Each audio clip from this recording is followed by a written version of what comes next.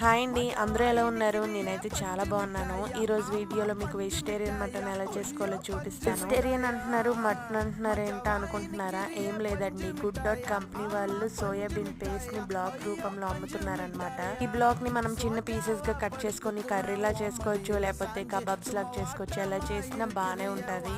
ఈ product 3 years back corona టైంలో చాలా పాపులర్ అయ్యిందండి. ఇందులో ఎగ్ ఉండదు, మీట్ ఉండదు, పాలు కూడా యాడ్ చేయకుండా తయారు చేస్తారంట.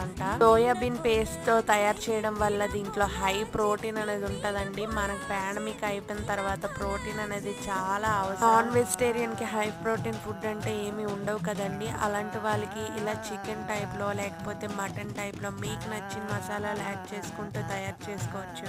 ఈ రోజు అయితే మేము మటన్ లా చేసుకున్నాము, కాకపోతే పూర్తిగా మటన్ టేస్ట్ రాదు, కానీ కొంచెం మటన్ లాగే ఉంటది. ఈ వీడియో నచ్చితే లైక్, షేర్, సబ్స్క్రైబ్ చేసుకోండి. మళ్ళీ నెక్స్ట్ వీడియోలో కలుద్దాం.